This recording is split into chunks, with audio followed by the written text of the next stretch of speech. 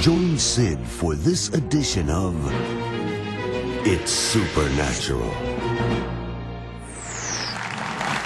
Hello, Sid Roth here. Welcome to my world, where it's naturally supernatural. I just hope that you can breathe in, and you can breathe in the rarefied air of heaven. Because wherever that air is, there's healing. It's a river. And there is a river in this studio.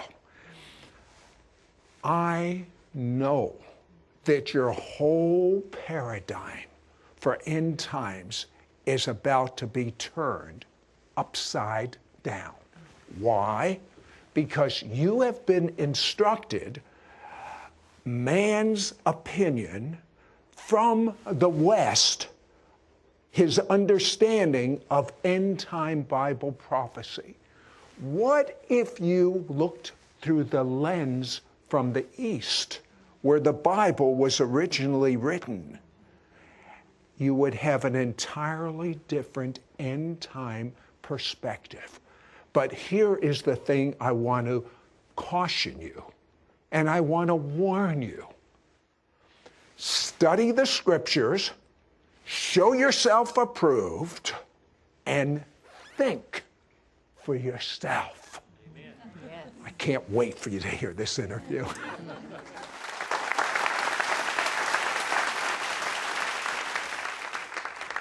I have a guest that in his wildest imagination, he never thought he would be sitting opposite a Jewish man and loving him.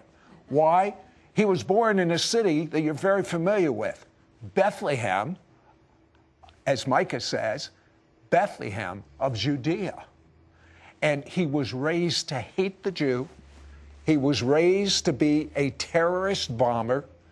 He actually released a bomb, I believe it was in Bethlehem. You wanted to kill Jewish people. And the thing that I find very, very interesting is you came to the United States and you were with an organization that was a forerunner of groups that we hear in the news all the time. A forerunner of Hamas, Al-Qaeda, the Muslim Brotherhood. I mean, we hear this in the news all the time. A lot of the Middle East countries, their new freedom is allowing them to vote, and many are getting into office from the Muslim Brotherhood. What were you taught by this organization in America? Why were you part of it? Well, you said it. I wanted to kill Jews. In America, we were planning for jihad in America, for destruction, mayhem, and all kinds of things. What part of kill Americans don't get? The Council of American Islamic Relations that says we are a peaceful entity was born from the IAP, Islamic Association of Palestine, branch Hamas in the U.S. Hamas was active in the U.S. My mentor, Jamal Saeed, he was a colleague of Abdullah Azzam. Most Americans don't understand. I say those names like Abdullah Azzam. Abdullah Azzam was the godfather of Al-Qaeda. Most Americans don't know that the real godfather of Al-Qaeda was not a Saudi. He was a Palestinian from Jenin. Well, let me ask you about this Muslim Brotherhood, because they seem to be winning a lot in the elections in these new democracies in the Middle East. They appear, I mean, they're accepted in the United States, on our television, in the White House. Are they kind of peace-loving as opposed to radical? Absolutely radical. There is no such thing as peace-loving Muslim Brotherhood. Muslim Brotherhood is the umbrella organization that gave birth to all the Islamic terrorism. I know, but they appear to be peace-loving. Well, they play the flow chart. You know, there's a very simple flow chart. Do an uprising, the people uprise, the governments begin to clamp down on the uprising, then the media goes there and begins to film from CNN, BBC, and all these things. Then they begin to call for democracy. And then, of course, you know, what better word to use for the West? We want democracy. And the West is happy to think, well, wait a minute, maybe what we are having here is Islamic democracy. So Islamic democracy is like saying capitalistic communism. It doesn't exist. So the West is basically fooled by the words of democracy. 75% of the Egyptian government now is in the parliament is Muslim fundamentalist. And then, of course, after they take over the government, out with democracy. In the Middle East, yeah, sure, they'll use democracy. It's one man, one vote, once. And that's it. Okay, the description from the Muslim holy books of their Messiah is a mirror image of the Christian description of the Antichrist. Why do you say that? Absolutely. Everything about the Islamic Messiah. Islam is not void from Messianism, by the way. They have what is called the Mahdi. The Mahdi, by the way, is a Messiah to both Sunni and Shia. All Muslims must believe in this coming Messiah. And everything in the Bible that talks about what is called the Antichrist is there in Islam about the Islamic Messiah. If Daniel talked about the Antichrist making a 7-year covenant, Islam taught about the Mahdi creating 7 years of peace. If it talks about saw the martyrs that were beheaded or Israel being invaded by the Antichrist, Islam taught how the Mahdi will even unify Turkey and Iran to advance against Israel. Let's see, Gog and Magog rings a bell here. If it talks about the Trinity in the Bible, Islam says that the Mahdi will come and denounce the Trinity, that they will come and they will destroy the cross. They will break the cross. From everything in Daniel, Revelation, you can think of. The rider of the white horse in the book of Revelation. By the way, Muslims take pride about what's in Revelation regarding the rider of the white horse. That's the Mahdi. That's Imam Mahdi to the Shia. That's the Mahdi of the Sunnis as well. So in every aspect in the Bible, when you read Antichrist or the man of sin, and you look at the definition of the man of sin, it is in Islam. Listen, you were able to think outside of the box to become a believer in Jesus. Wait till you hear as he thinks outside of the box, confined only to the words of the living God and looking through the lens of the East as opposed to the lens of the West, some conclusions he comes up with, you will be literally shocked. Don't go away. We'll be right back. I'm shocked by the conspiracy of silence by the news media concerning the dangerous results about the recent election in Egypt. On June 24th, by the narrowest of margins, only 51%, a member of the Muslim Brotherhood, Mohammed Morsi, became president-elect of Egypt. One of his main spokesmen shared before thousands the ultimate goal of Morsi's election. Quote, "Our capital shall not be Cairo, Mecca, or Medina. It shall be Jerusalem. Our cry will be millions of martyrs march towards Jerusalem. Yes, Jerusalem is our goal. We shall pray in Jerusalem, or else we will die as martyrs on its threshold." End quote. On top of this shocking declaration, Iran has announced future joint military exercises in the Mediterranean with Russia and China. What a dangerous alliance. These are such dangerous times for Israel and for the world. We must understand that the events we are now reading in our newspapers and watching on television newscasts are predicted in the prophecies of the Bible. We'll be back with Waleed Shuibat in just a moment. We'll be right back to It's Supernatural. We now return to It's Supernatural. I am amazed at the revelation that God has given my guest, Waleed Shuibat. I'm absolutely overwhelmed. I have to ask you this question. Most Christians in the West have read the Left Behind series, Hal Lindsey books, Dallas Theological Seminary, and they have ABC. This is what's going to happen in the end times. When you talk before a group of people that have that whole scenario inside, and that's the way it's going to happen, it's like a photograph, how do you change their mindset? It means, I go to bookstores galore. I go to the airport all the time, and I see all the books, you know, fiction, fiction, fiction, fiction, fiction, fiction, fiction, fiction, fiction, fiction, as long as the eye can see. Then you have history and some, you know, but it's fiction.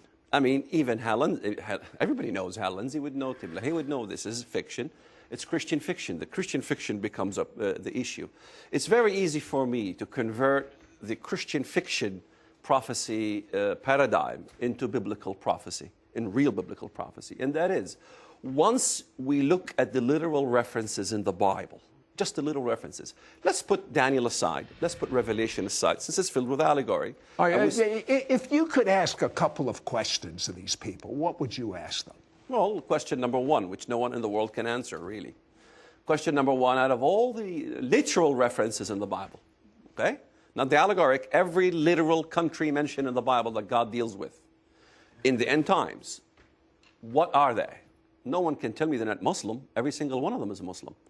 I know people can argue over Gog, Magog being Russia. But wait a second. Where did we get this whole European Union thing? Well, in the 70s, you know. The 70s? Yeah, Hal Lindsey became, you know, and Tim LaHaye, you know, these guys made it popular. So Greece joined as a 10th nation in the European Confederacy. We got the 10 horns. We got the 10 toes. So then another nation joined, 11, 12, all the way to 2020. Some nations joined the European Union. So you got the Daniel chapter 2 with the statue of Daniel, Nebuchadnezzar's dream, 10 toes. You have a 23, 24 toes, you know. All of them are protruding out of the west. One foot's got 20-some toes, the western leg, and the eastern leg's chopped off. So I go to churches and I speak to pastors and I speak to the congregation and I challenge the pastors, you know. I say, okay, you believe in a revival of a Roman Empire. We're fighting over semantics, really, because when I say the Islamic world, they say, oh, no, it's a revival of a Roman Empire. It can't be the Muslim world. I say, okay, we're fighting over semantics. If the Roman Empire, did it include North Africa? No one can deny it. Yes. What countries included North Africa? Libya, Algeria, Tunisia, Morocco, Mauritania. What happened in Libya lately? I've been saying this 15 years. I've been talking about this Arab Spring 15 years ago from the Bible. What happens in Egypt? Will that be part of the Roman Empire? Well, I have to include them. Of course, they're part of the Roman Empire. What about Turkey? Was that part of the Roman Empire? Well, that's the eastern leg. Of course, I have to include it. Okay, so what's left? Europe. Well, we can argue over Europe, but there isn't a single reference in the Bible where God punishes a European nation. Show me where. Rome is mentioned 16 times, some blessing, in fact, to the believers in Rome, but there is no destruction of Rome in the Bible, literally by name. We're going to say Mystery Babylon, that's a whole different question, but there is no little references. Out of all the nations, Messiah fights. Every nation, Messiah fights in the Bible. Every single one of them is Muslim. This is no okay, so let's take a look at a little different paradigm. What do you believe the mark of the beast 666 is? Well, we have to understand from the book of Revelation in chapter 13, the mark is the number of his name. We have to think of the name of the beast. People in the West think name of the beast. What would it be? In the foreheads of the followers of the Antichrist, it might say something like Hillary Rodham Clinton or some name. No, don't say that. No, it's not a literal name. It has nothing to do with a literal Western name. You know, look at the Messiah. We interpret the Bible from the Bible. The Messiah's name, what is his name? His name shall be called Emmanuel, which is what? God with us. Right. His name is not Emmanuel. He's not Mexican. He is from Bethlehem. His name shall be called Emmanuel, which is God with us. This God with us is what? A title. It's our what? A creed. Our creed is what? God with us. Only one faith in the world has God with us. In the same essence, the name of the beast. What is it? The creed of the beast. They have a creed. The kingdom of the Antichrist has a creed. It's a blasphemous creed. What is it? The major creed of Islam is what? I declare there is no God but Allah and Muhammad is his messenger. America, you want peace with Islam, you all must recite there is no God but Allah and Muhammad is his messenger. Will you be willing to recite this, Sid? Of course not. Why? Number one, you're an American. No one tells you what to do. Number two, who is Allah? You know, that is not the God of the Bible. So you believe the mark of the beast is the creed? The creed. If you look at the movie The Kingdom of Heaven, let's say, go watch the movie. the kingdom of heaven. Watch Saladin. Saladin was that figure, the Muslim guy who was fighting against the Crusades. Right. Look at him sitting in the tent. What does he have around his arm? He has around his arm, Bismillah, in the name of Allah. Yeah, but it talks about the forehead, too. And the forehead as well. The bandana around the Palestinians? Absolutely. Not just Palestinians, Turks, Muslims in Africa. But what's the mark on the bandana? It says there is no God but Allah and Muhammad is his messenger. It says in the name of Allah sometimes, Bismillah. If you look at that movie I mentioned, on the right arm is Bismillah. And what does 666 mean? Well, if you look at the Greek, there's 3 Greek letters. No one can deny they're Greek. But they also, for some miraculous reason, supernatural reason that I cannot fathom, it also reads in the Arabic language. In fact, none of my detractors denied that it does say Bismillah in the Greek letters. Which means? In the name of Allah. So 666, the mark of the beast, yes, is on the forehead or the arm, the name of Allah. In the Greek, it reads it that way. Wait till you find out what he has to say the Bible shows us in reference to Allah and the crescent moon. Don't go away. We'll be right back.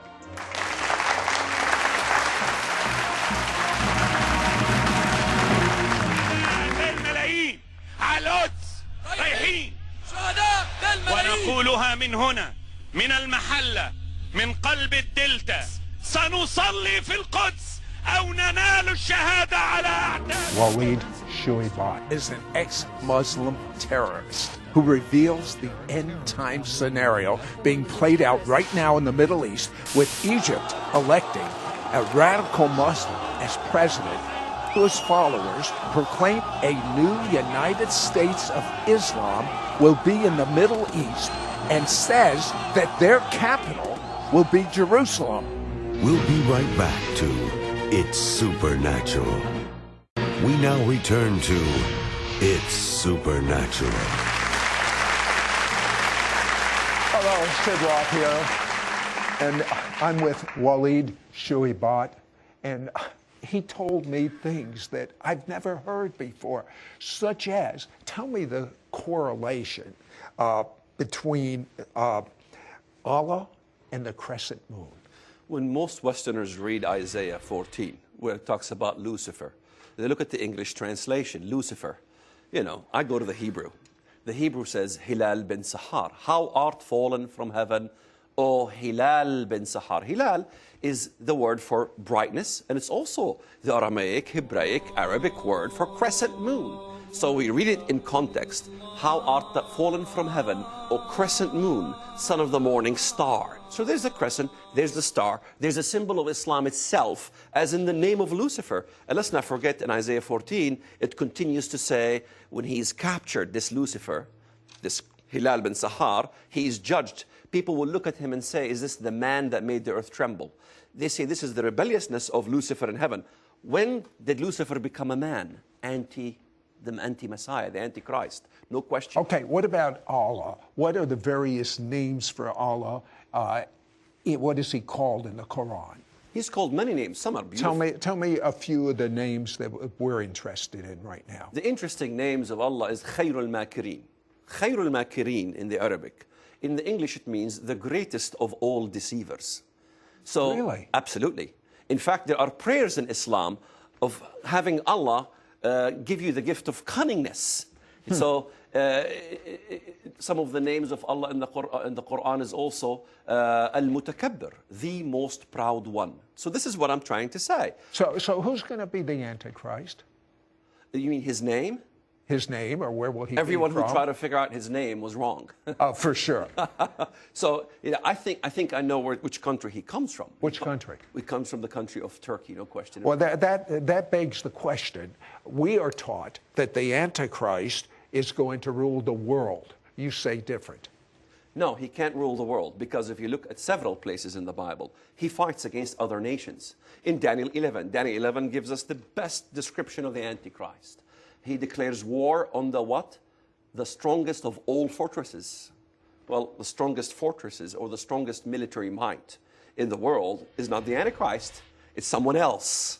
In fact, most Westerners hardly, if ever, Study how the Antichrist falls. When you ask a typical Western Christian, how is Antichrist destroyed in the end? Well, Jesus breathes on him, and that's it. Right. Well, there's more to it than that. That's the command, by the way, of battle that the Messiah orders. But the destruction of the Antichrist is in Ezekiel 28.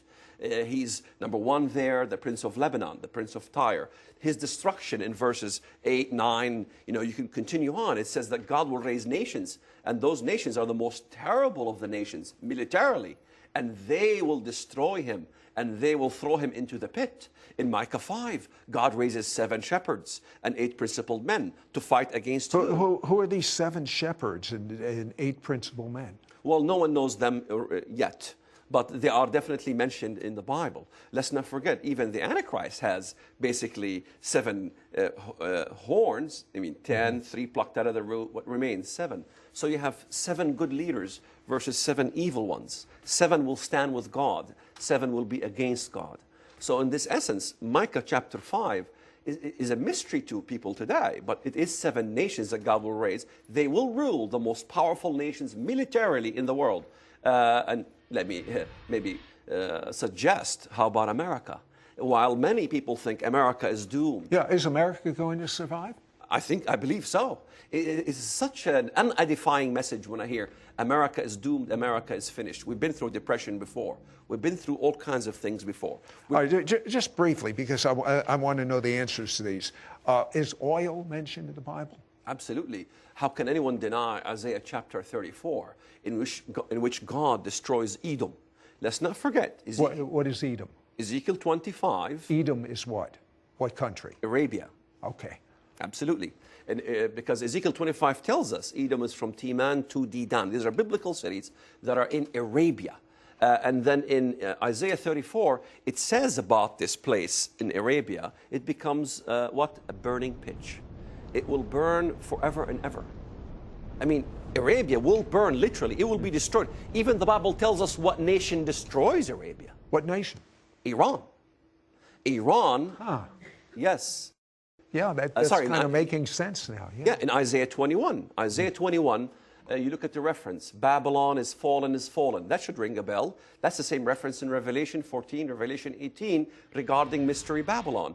Who destroys it? Arise, O Elam. And, what's going to happen to Iran? Iran will eventually be destroyed. What's going to happen to Egypt? Egypt, the Messiah is going to come down and fight for the believers in Egypt. There will be persecution of the believers in Egypt.